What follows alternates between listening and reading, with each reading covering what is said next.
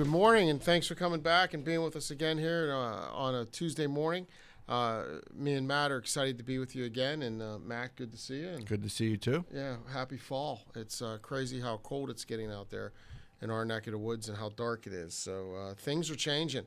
One thing that's not changing here is we're sticking with emotional intelligence, and we're going to continue down this path. We've had our series on emotional intelligence that went through how we know ourselves and our self-regulation, our self-awareness, and then we've worked through motivation.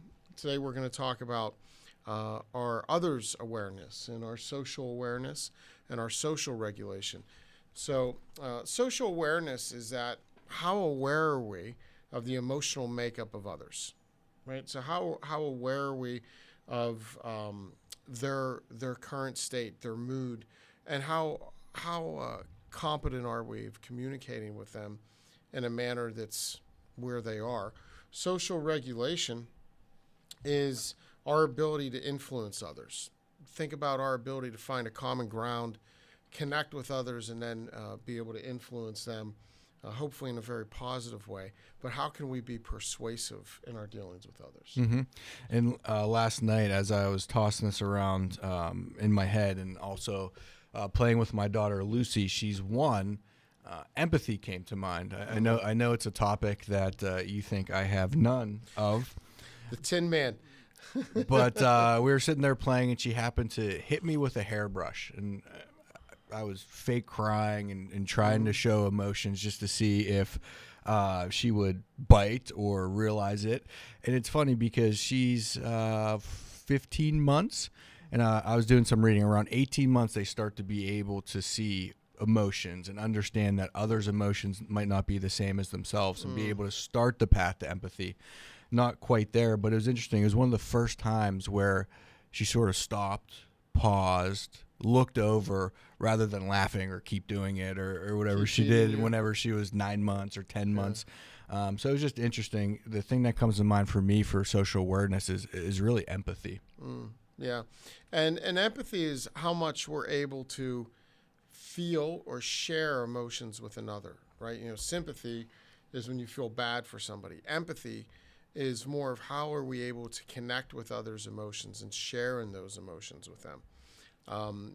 My daughter Gina, who's 18, she has many qualities of what they call an empath, where she's able to meet with somebody and immediately take on their emotions. So if someone's sad, Gina's able to share in that sadness with them. If someone's happy, she's able to become delighted in their joy. So she's very much an empath, where she's able to take on the emotions of others. I don't have that as much. I think that for me, I'm able to connect with others' emotions, but that is a critical component of our emotional intelligence, is how much are we able to connect with others in the moment. And we always joke about my empathy and my EQ. For me, though, and this is a question I want to ask you, I'm very big into being direct and objective.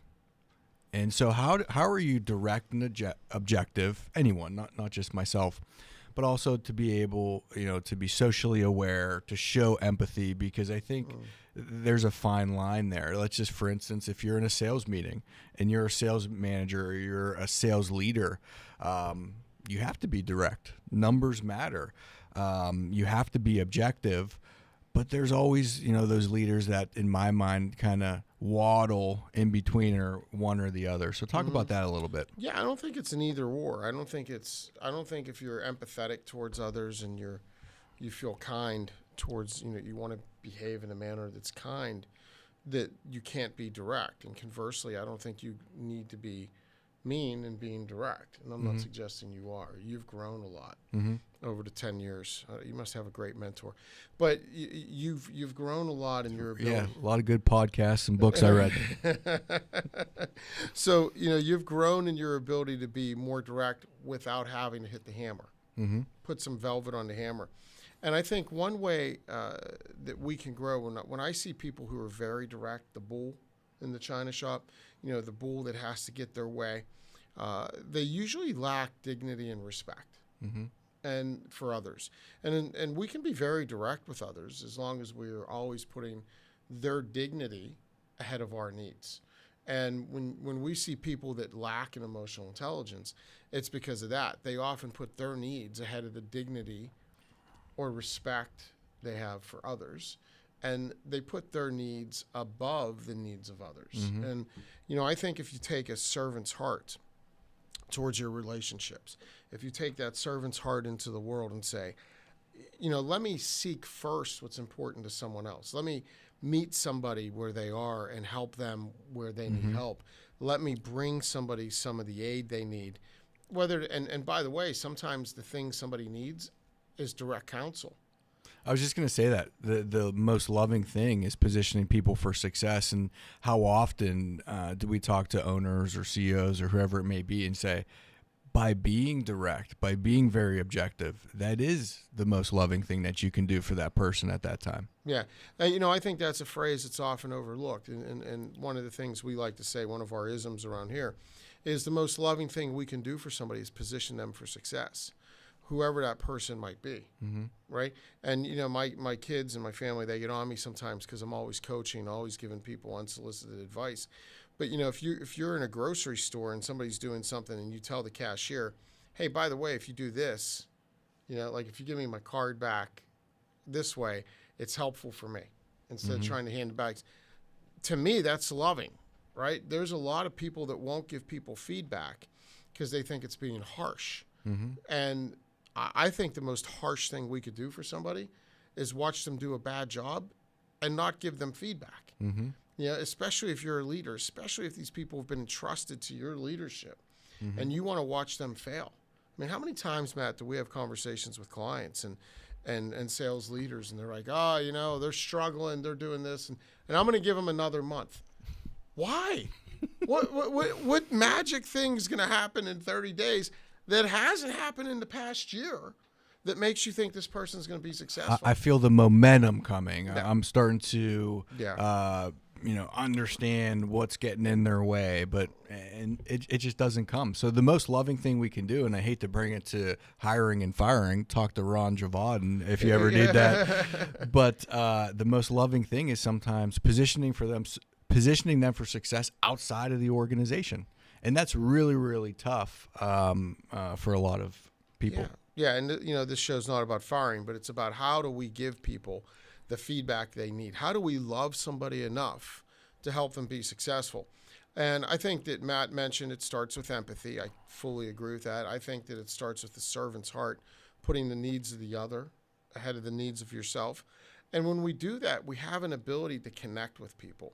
When we look at emotional intelligence scores, there's 5 components of them, right? There's self-awareness, which we went through. There's self-regulation, which we went through.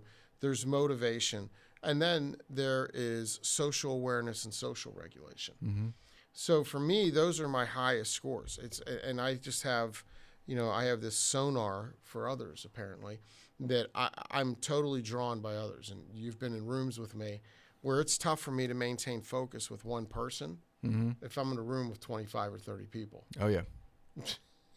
It's difficult at a deli counter, too.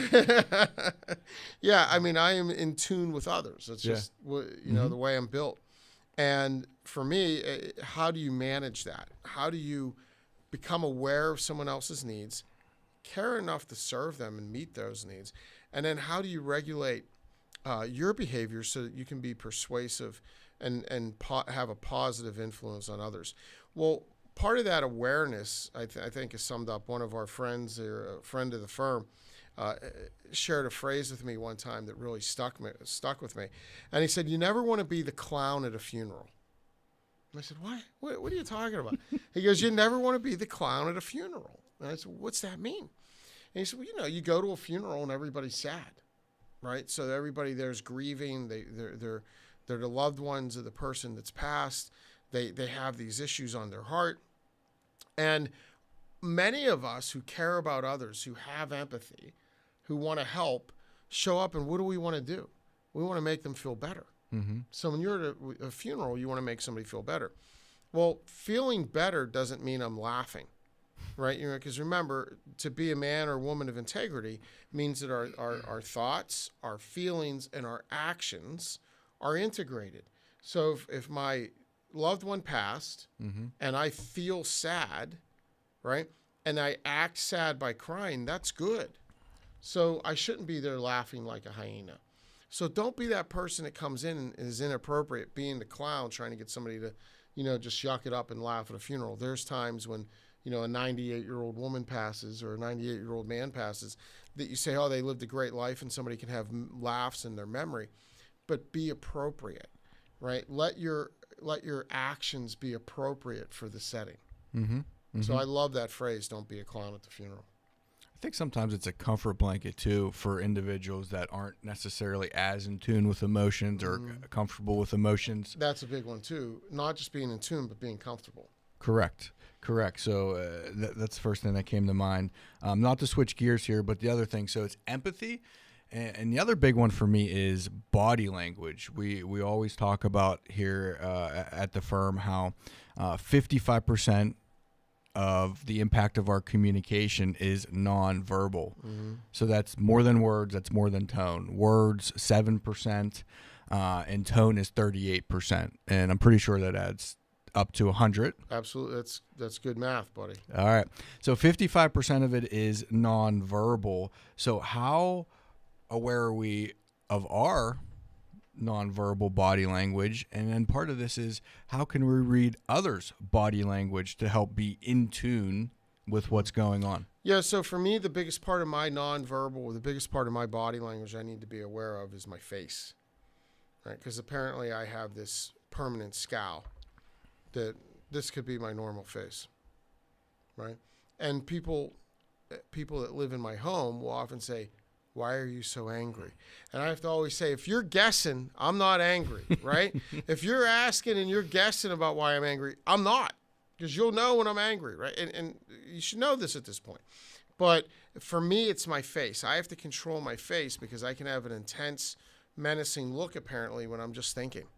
So what do you pick up on others? Matt mentioned, how do you pick up on others' body language? I think one of the biggest clues we need to be aware of is when somebody breaks eye contact with us and they start looking around, do we keep talking? And that's one thing I notice with people who have lower emotional intelligence is when you're breaking eye contact and you start to look around and see what else is there, see who else is there, and they keep talking at you, you're just praying for a break so you can run. And I think that for us, if you're that person, if you notice somebody breaking eye contact with you, if you notice somebody kind of tuning out of the conversation, looking at their watch, doing these things, the only thing we should be doing in that moment is throwing a question their way, right? Throw an invitation to conversation at them and say, hey, tell me about your weekend. Tell me about your family. Tell me about your kids. Tell me about the business. Walk me through what you're up to these days.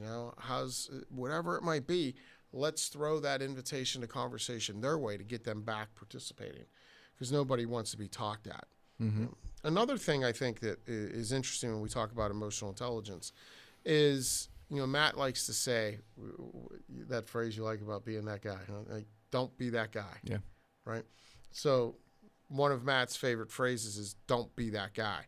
And I love it. And I agree. Don't be that guy. Who's that guy? Well, it might be you. Might be me, right? There's times where we're that guy.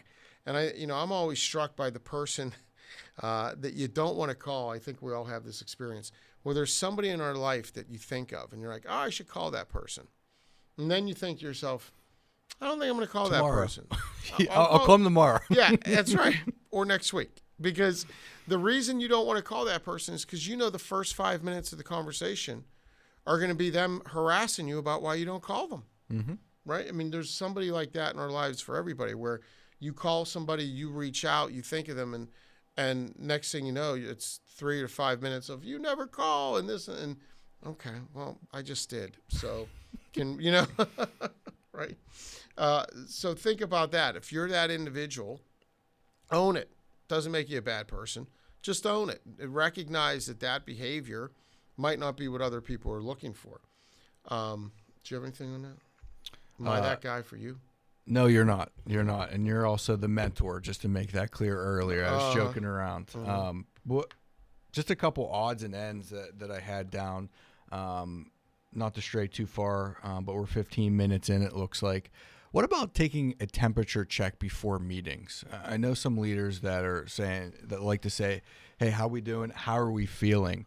More on like the emotional side and how we're entering the meeting, and then at the end of it, are you feeling better or worse? And taking that temperature check.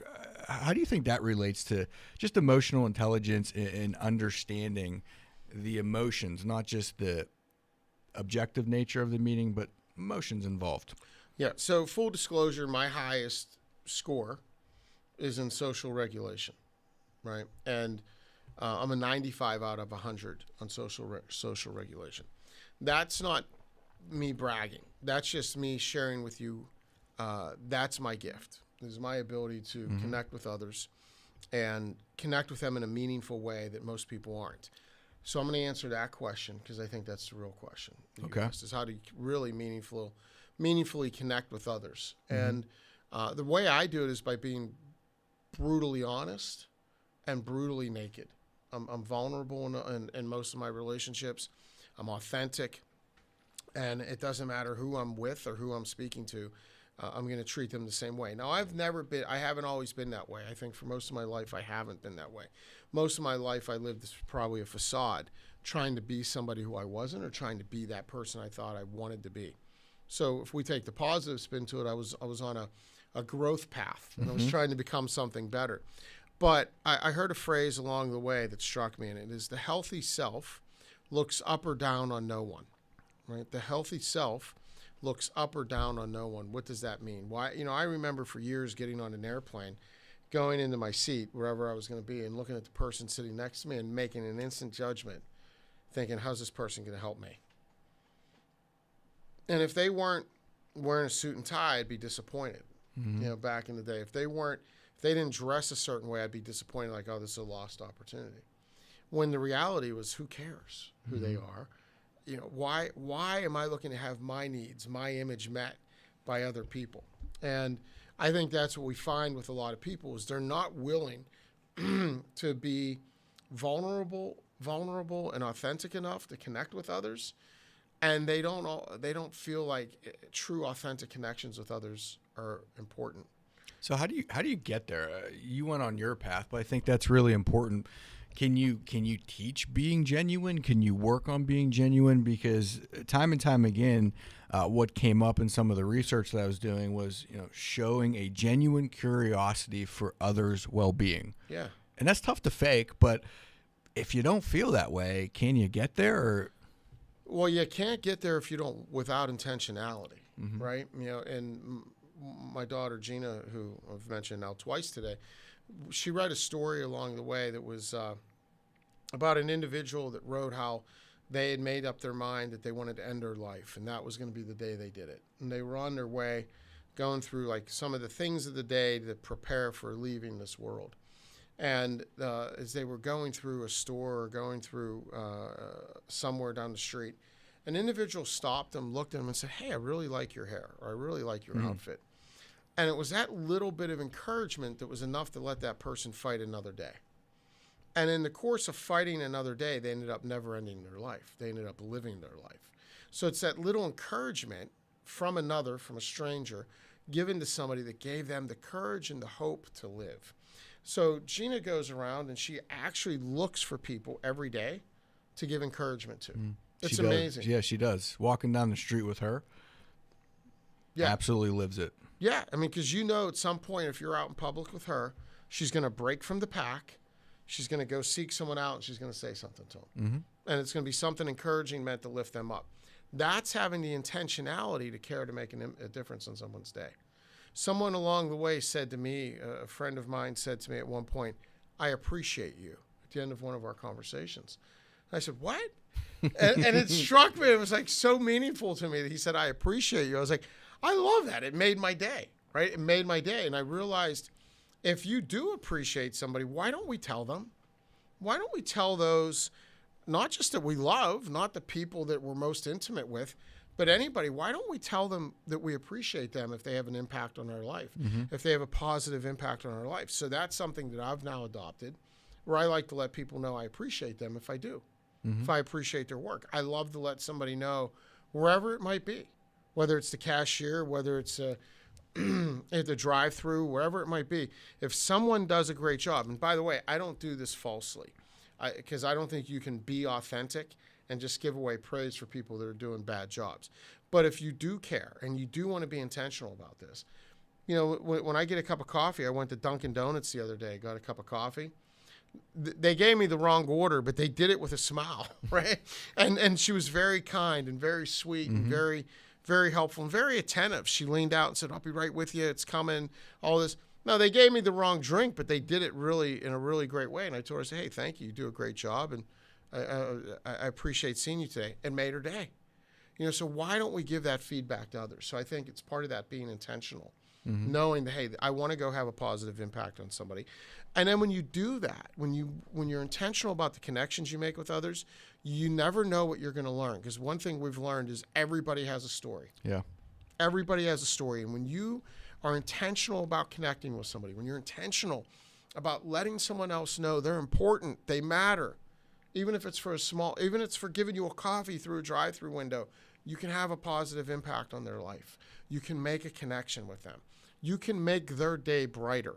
And I think if that becomes your intent, if that's something that's important to you, and you go about doing that, you can't help but have a great day. You can't help but live a life that's fuller.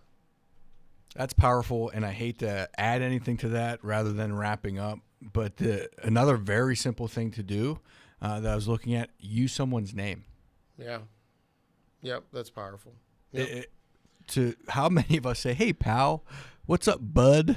How are you doing, guy?" And we don't make it important enough to use their name. But think about somebody that maybe was an acquaintance or you met one time that actually said, "Hey, Bill, how are you doing? I remember last time XYZ." How's that make you feel? Yeah, it makes you feel like a person. Correct. Right. I went to a seminar or a talk one time, and this individual who was giving the talk, he said how he spent years, maybe the first 25 years of his marriage, when he would be speaking in public, referring to his wife as "my wife." And he said then he had this moment where it struck him that she was more than his wife. She was an individual. And he started referring to her as Sally. Right? I don't think that was her name, but he started referring to her as Sally. And when he started to refer to her as Sally in his communication, she became human versus the object of "my wife." And, you know, that's another thing is too often those who lack emotional intelligence look at people as things to be fixed, right? We know if we objectify others, people with low emotional intelligence tend to objectify others, and we see them as things to be fixed rather than people to be loved. And, you know, I had this aha moment even with my children where as a parent, you know, you want so much, you want the good for them. And too often I look at my children as things to be fixed rather than people to be loved. And that changes the dynamic. When you realize they're people to be loved, and this goes beyond our home, this goes, I think, to everybody we meet. But if we can see everyone we encounter, everyone we meet as someone to be loved versus something to be fixed, it changes the way we interact with people. They become people versus objects. So, well, speaking of people, we lost a really good one this week. Please, in your mercy and your kindness, pray for the soul and the family of Jordan Wells. Jordan was a wonderful young man who left us too early. He was a sales manager, a wonderful salesperson, and a sales manager who leaves behind a wife and 4 children. And we pray that he's in paradise, and we pray for his family that they find some peace and hope, and he will be missed. And he was a friend of ours, and I think an inspiration to all those he knew, because he had an incredible ability to connect with others. So please remember him in your charity. Thank you all for being with us. We'll see you next week, and hope you have a great week. As always, please share any questions you have with us, either on the LinkedIn post when this goes up, or you can share those directly to us at evan@tellericogroup.com, evan@tellericogroup.com, and we'll be sure to either answer those or make those part of future shows. We really appreciate the feedback you've given us over the past couple weeks on our emotional intelligence series, and we'll be back next Tuesday. Sounds good to me. All right, take care, everyone. God bless. Thank you.